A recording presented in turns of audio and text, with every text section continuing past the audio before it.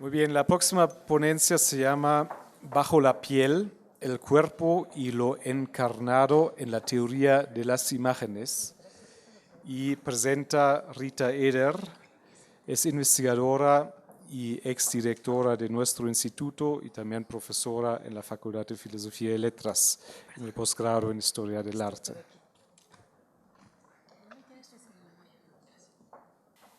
Bueno, con el fin de esbozar aquí, solo esbozar una parte de un trabajo más largo, he dividido mi presentación, sobre todo para ajustarme a los tiempos del coloquio, quién sabe, en 5 puntos en los cuales intento abordar el método de trabajo de Francis Bacon y el cómo sus ideas y su discurso sugieren investigaciones recientes sobre la imagen. Entonces empiezo con los puntos. Número 1, el Atlas de Francis Bacon. ¿No se oye? ¿Así? No me descuentes esto. A ver.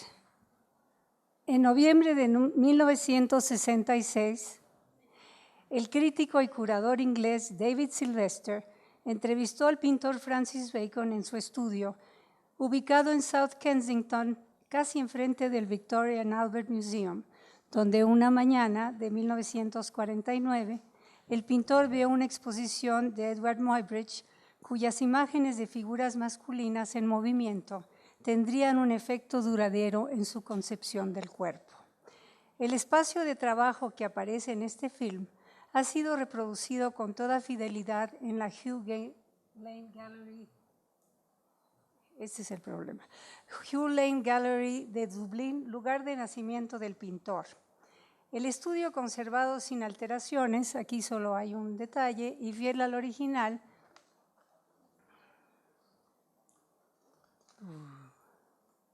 perdí 30 segundos. El original se distingue por los abundantes botes de pintura y pinceles y un montículo constituido fundamentalmente por fotografías.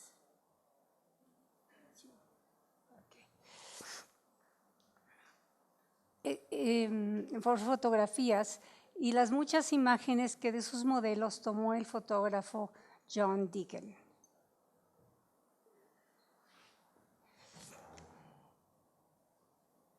El estudio es una representación, aquí sí vale la palabra, de su ambiente creativo, un visible caos. Solo sé trabajar en el caos, dirá con frecuencia. Caos que, sin embargo, le permitió producir algunas de las obras más estructuradas y probablemente y paradójicamente más limpias de la historia de la pintura. En la pared hay más imágenes dispuestas en orden o yuxtapuestas y todo el conjunto es de una visible variedad.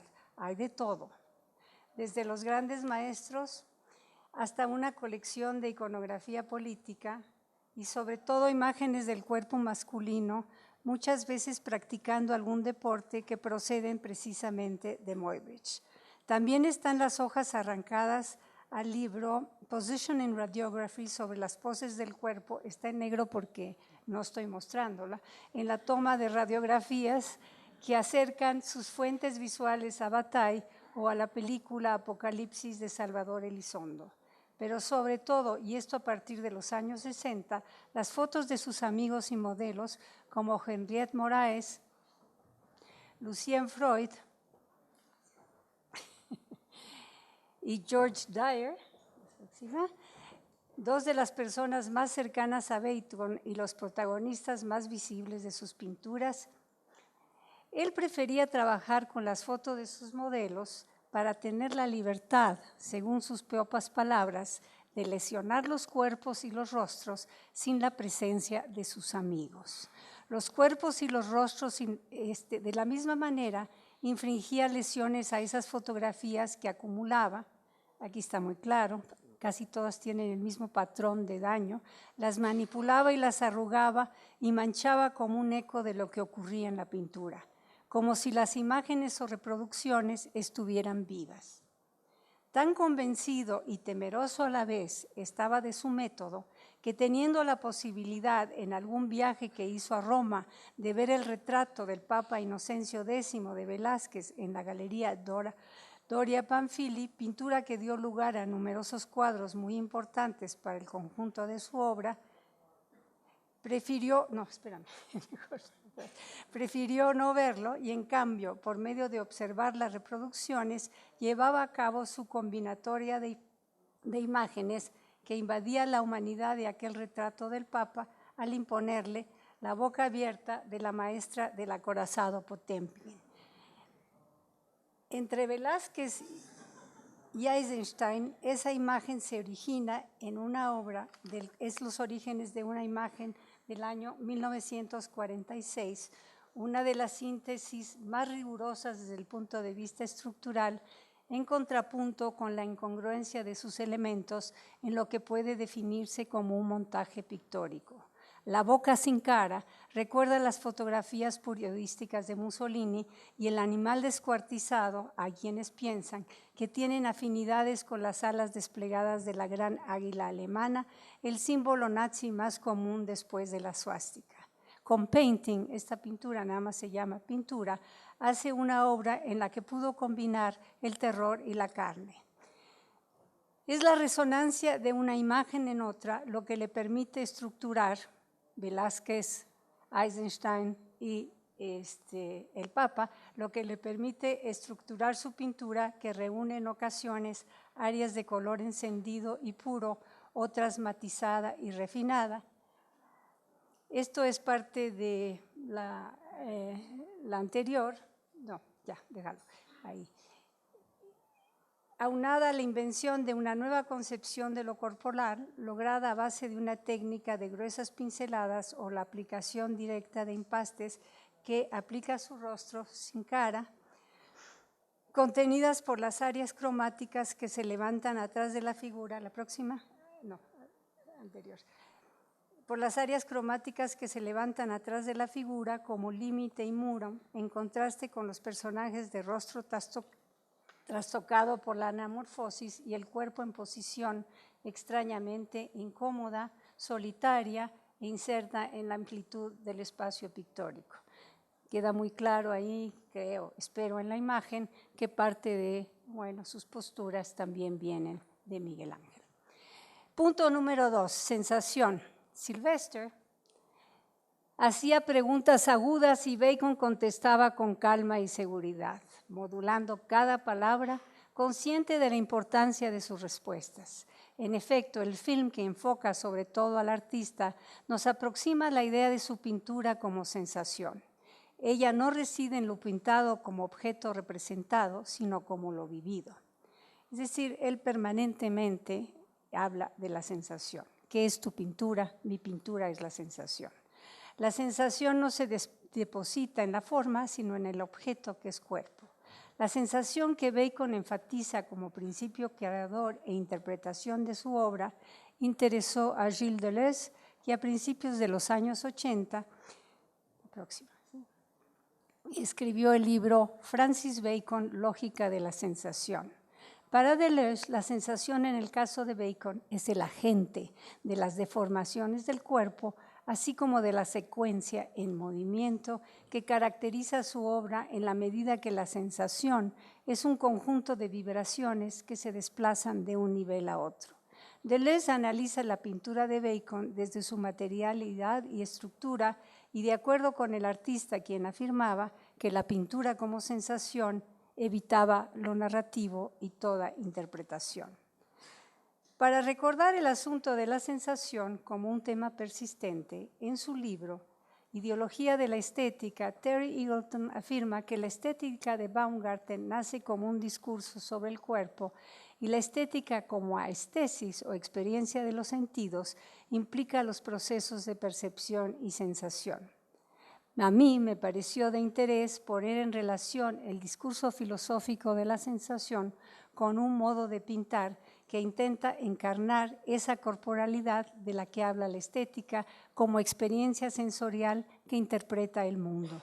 Para Bacon, la vida es solo sensación y la carne como tal es la que conoce. Su pintura parece plantear el mundo de la razón y la creación en sus planos de color, mientras que las figuras humanas distorsionadas y en movimiento que lesionan, como él mismo ha dicho, el cuerpo y el rostro, es lo humano fallido y al mismo tiempo una invención visual deslumbrante. Su arte es la violencia de los contrastes con los que logra ese shock visual. Esa era su máxima ambición, despertar en el receptor un shock visual al que aspira en los demás y, según sus propias palabras, algo que conmueva el sistema nervioso. Punto número 3, el sistema nervioso. Ese llamado al sistema nervioso y su idea del efecto sobre el espectador es compatible con inquietudes actuales en la historia del arte. En los años 90 se reactivó la interdisciplina entre historiadores del arte y científicos con el fin de poner en acción un método abocado a indagar por qué y cómo nos afectan las imágenes, cómo se configura el proceso de recepción más allá de considerar factores contextuales, pero sin eliminarlos. No hay tiempo, y posiblemente este no es el lugar, para la lección de anatomía, pero el sistema nervioso ha adquirido una enorme relevancia en la teoría contemporánea del arte. David Friedberg, quien hoy dirige el Warburg Institute de Londres y autor del libro The Power of Images, que desde el título ya implica la vida de las imágenes y su relación con el observador y sus emociones. Hoy él, como otros, puedes poner la siguiente, ha dado pasos hacia un conjunto de investigaciones multidisciplinarias que analizan desde la neurociencia las respuestas ante las imágenes. Ya en 1987, su artículo Empatía, Movimiento y Emoción había sugerido la posibilidad de comprender las respuestas visuales y psicológicas por medio de la neurofisiología, con la idea de que había ciertas invariaciones biológicas y psicológicas entre culturas, es decir, que todos podemos reaccionar de la misma manera. Un reconocimiento del avance de la neurobiología para entender el comportamiento corporal y el mecanismo neuronal de los sentimientos y las emociones, lo cual argumentaba sobre la imposibilidad de considerar las emociones como algo aparte del cuerpo.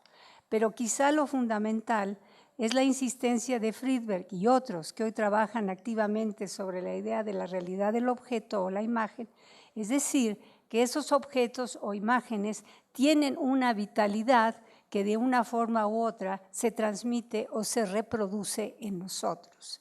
Friedberg afirma que los enfoques tradicionales de la historia del arte, casi todos, dice, excluyeron las emociones en vez de intentar relacionar los aspectos formales de una obra y las reacciones psíquicas que genera.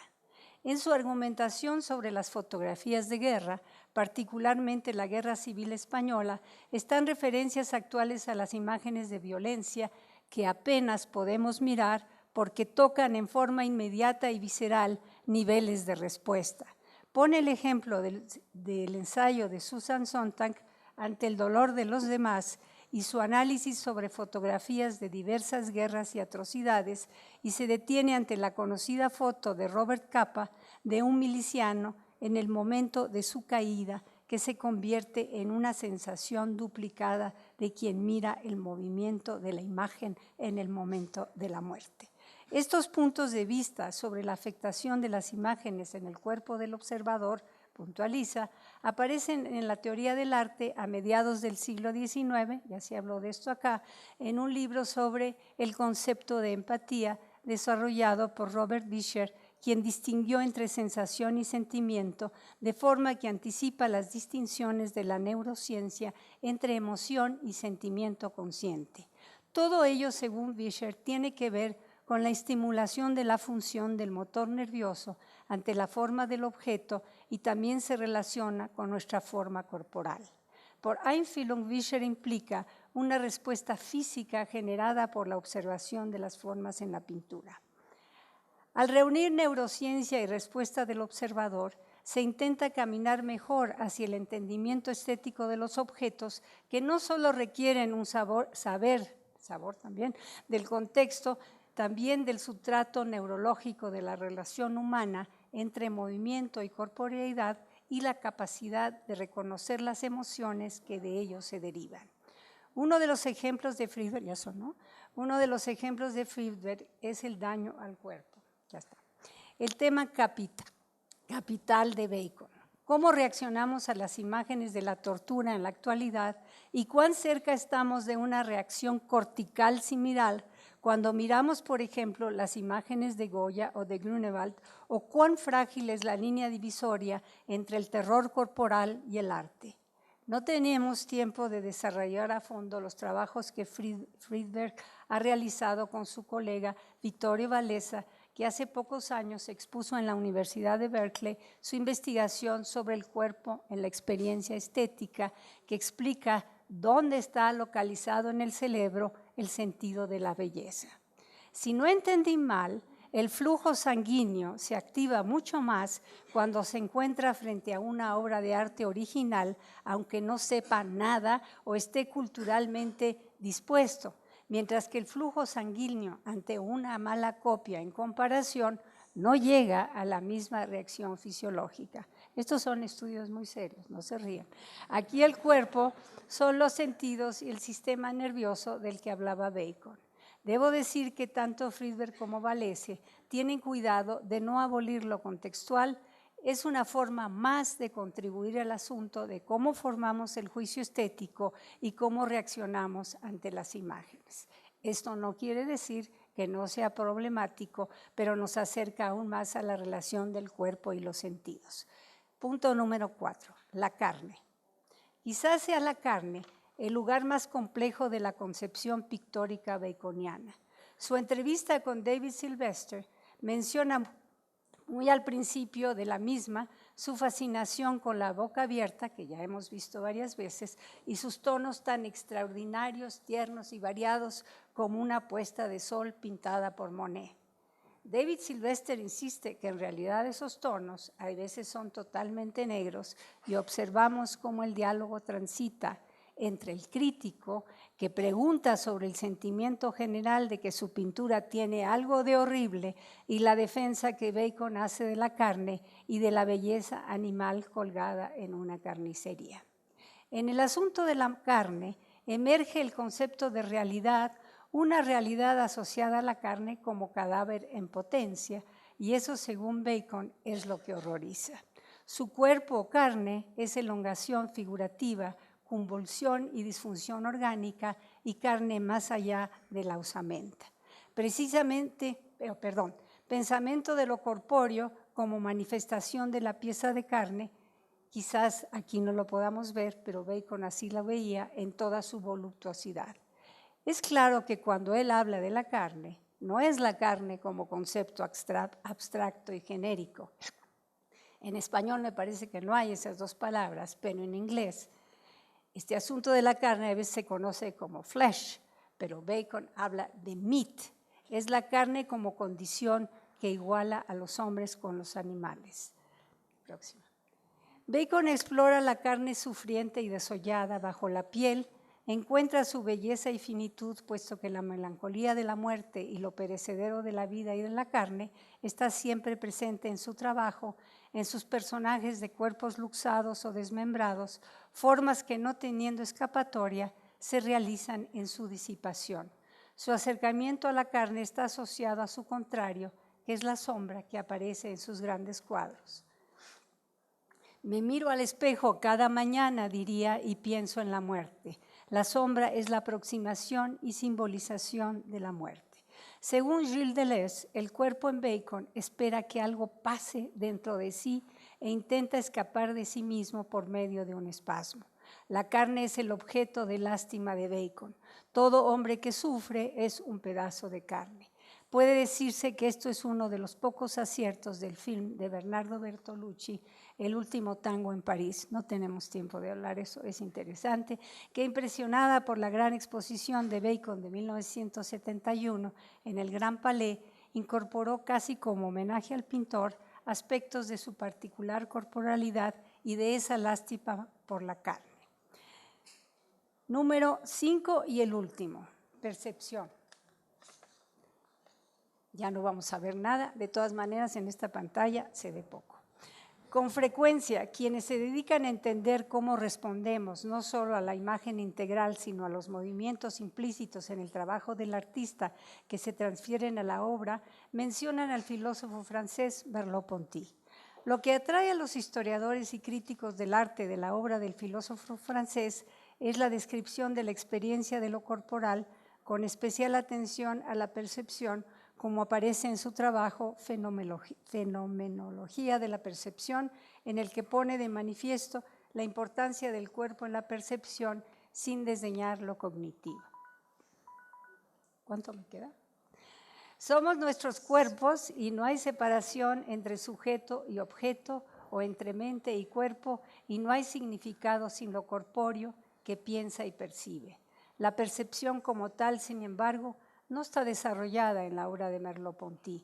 Parece un implícito y funciona como parte integral del cuerpo sujeto, que es quien tiene acceso al mundo. La percepción involucra al sujeto que percibe en una determinada situación en el que se desarrolla una interacción entre acción y percepción, o en sus palabras, cada habilidad perceptual es un hábito motor. La percepción es una recepción creativa. Si fuéramos pasivos ante lo sensorial, no podríamos ver los diferentes aspectos de las cosas o ser capaces de construir representaciones de manera diferente. El punto de Merleau-Ponty es que no estamos pasivos ante la estimulación sensorial, ya que la experiencia visual tiende a cambiar y la relación entre el sujeto que percibe y el objeto percibido están integrados en una relación dialéctica, por lo cual lo que está fuera y lo que está dentro son inseparables. Y este concepto es quizás el que está relacionado con el puente entre la obra y el observador o receptor. En este sentido es la noción de lo corpóreo o embodiment, que no encarnación, lo que está mediando las investigaciones entre historia del arte y filosofía, como es el proyecto del Bildact, cuyo base es la concepción de lo artístico desde una aproximación intersubjetiva frente a la teoría de la imagen, y se une a la reflexión filosófica que concibe a la corporeidad o embodiment como el mediador en tanto forma simbólica, no como pura creación mental, sino materializada en símbolos o señales intersubjetivas que se desplazan, y esto es parcialmente la base de las relaciones entre la obra y el sujeto. Más allá de esto hay la idea de la imagen activa en forma autónoma que responde a las miradas o una encarnación de la perspectiva múltiple y quiere concebir a toda imagen como imagen agente, o esas imágenes que actúan y refieren al poder visual o el poder de la imagen como el puente entre el hombre y la naturaleza, en donde la materia cobra fuerza y tiene una cierta independencia. Es así que la actualización del concepto filosófico de corporeidad intenta la rehabilitación de lo corporal, de los artefactos simbólicos y el ambiente como constitutivo de la conciencia. Vemos entonces un campo de estudio, ya voy a acabar, en plena reconstitución, que reconoce en Avi Warburg el animador del acercamiento entre disciplinas con el fin de comprender el objeto artístico como una filosofía de la imagen o la cognición humana como creación de formas simbólicas. La intención aquí es haber puesto en paralelo y con interferencias entre un campo y otro cómo se piensa lo corporal como el lugar de lo sensible y de la percepción, cómo nos hacemos preguntas sobre las imágenes y cómo procesamos la sensación de su vitalidad y de lo que nos transmite. Están en marcha muchos proyectos sobre el tema. Son combatidos, quizás porque aún falta mucho por hacer, pero ciertamente cambiará nuestra manera de entender el mundo de la imagen, y convencieron que pensar las imágenes desde perspectivas diversas y en contacto con otros saberes parece hoy indispensable. Muchas gracias.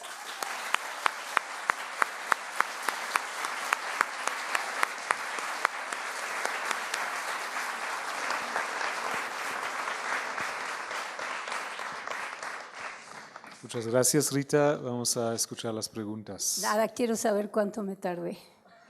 5 minutos, como todos los otros también rebasaron. ¿Quién quiere preguntar? Levanten la mano, por favor.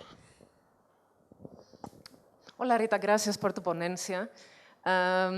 Estoy un poco confundida con el título, Bajo la piel. Piel, pues desde griego, pues yo voy ahora a aportar aquí algo, es color. Chroma, chros, quiere decir color, bajo el color. Aquí tenemos pintura, es decir, ¿qué está por abajo la pintura?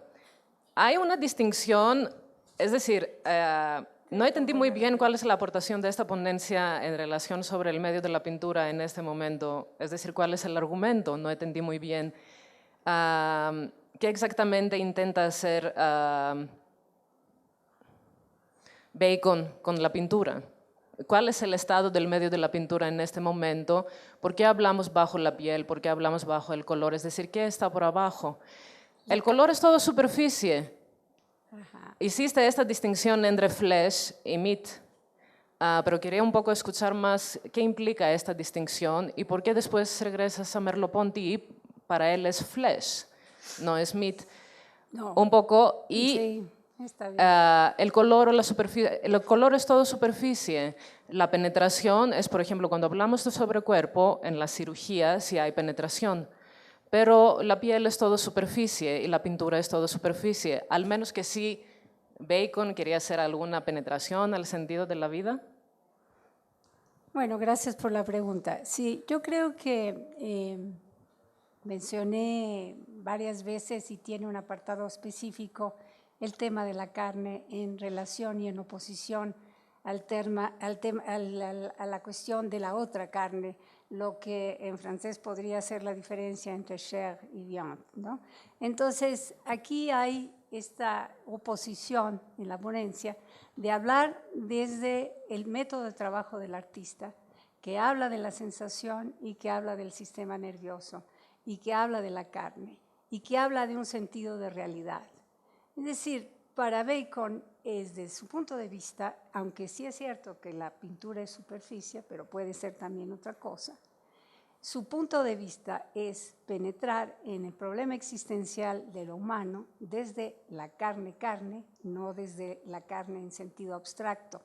Es decir, penetrar en el sentido de que somos carne y de que somos perecederos, y esa es la noción de su relación con la carne muerta muchas veces, porque esa es la transición desde la muerte, desde el nacimiento hasta la muerte. En fin, yo pienso que es interesante poner en comparación cómo piensa un creador altamente articulado, que habla de la sensación mucho antes de que Gilles Deleuze hiciera el libro de él. Es decir, él tenía esa sensación antes. Y entonces, en cierta medida, él habla también de la carne en los dos sentidos, del problema existencial de la carne, por un lado, y también del problema pictórico. Yo no creo que necesariamente siempre la piel es la parte, es decir, la piel es probablemente la parte superficial del cuerpo. Habría que ver de esto de la neurociencia cuáles son los efectos de las sensaciones sobre la piel, pero a mí lo que me interesó fue el asunto más profundo de lo carnal. Entonces, no estaría totalmente de acuerdo contigo en que la pintura solo es piel, esa es una de tus preguntas, y creo que este es un pintor que realmente conjunta la idea de llevar a esa superficie que tú ves como que es absolutamente plana, es ilusoria y es imaginaria, pero llevar un sentido de simbolización de qué es hacer pintura con las sensaciones. Esta es la idea de la ponencia. No sé. ¿Quién más desea preguntar? Laura.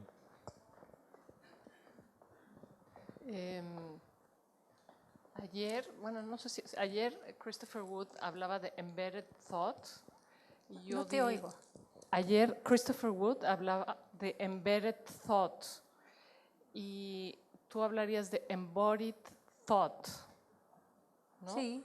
en relación con lo que decía María, es que yo creo que lo que sucede en Bacon, y creo que lo explicaste muy bien y probablemente se deba de desarrollar más, hay una metaforización de la carne y hay una metonimización de la carne como pintura en Bacon.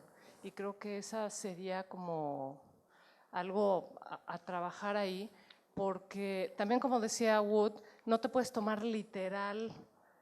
O sea, en la pintura siempre hay un proceso de transformación de la materia, pero en el caso de Bacon es muy literal el uso que hace de la pintura como cuerpo, en la parte de los cuerpos, ¿no? Además es que hay dos pinturas en esos cuadros, hay la pintura del fondo y la pintura de los cuerpos, entonces claro. Creo que, bueno, creo que es bastante interesante, me gustó mucho tu planteamiento. Bueno, gracias. Si no hay más preguntas, alguna. Sí. Rita, gracias por tu ponencia, me parece maravillosa la dinámica, etcétera. Nada más quería hacer una acotación, que recordemos que la piel, esto para María Conta un poco, que la piel es una superficie, sí, y tú la tomas en ese sentido en parangón con la superficie pictórica de alguna manera, pero la piel está enraizada a todo el cuerpo, incluso en ella se puede leer todo lo que está pasando dentro, en ciertas medicinas en el mundo, sobre todo en el Oriente, ¿no? Solo eso quería decir. Muchas gracias Rita.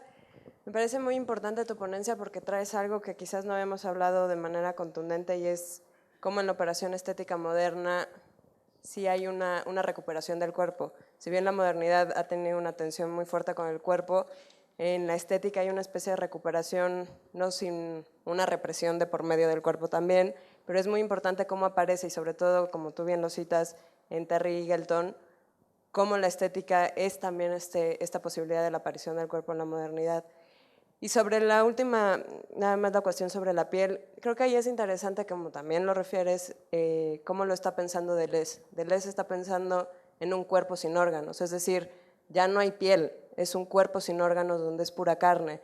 Y que esto tiene una importancia brutal para la filosofía del siglo XX y supongo que también para lo que estamos intentando pensar varios, que tiene que ver con una operación de la sensación como una posibilidad política también del cuerpo y del agenciamiento, y que el cuerpo no es esta distinción entre la piel como el afuera y las terminaciones nerviosas, sino como este cuerpo como cuerpo sin órganos, ¿no?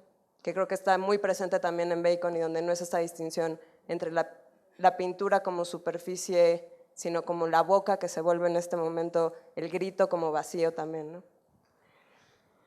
Pues muchas gracias. Hay muchas cosas que hay veces en el tiempo corto que tenemos, y está muy bien que sea corto, estoy de acuerdo, no se puede desarrollar todo. Pero sí lo que quiero decir es que si hay un libro ejemplar de la relación entre historia del arte y filosofía, es el libro de Gilles Deleuze. Está basado todo el libro en una exploración de los teóricos de la historia del arte que han hablado de sensación, de pintura, y entonces ahí sí podemos entender que esa relación es posible. Entonces, está bien en sentido de apoyar la idea de este coloquio. Gracias. Muchas gracias.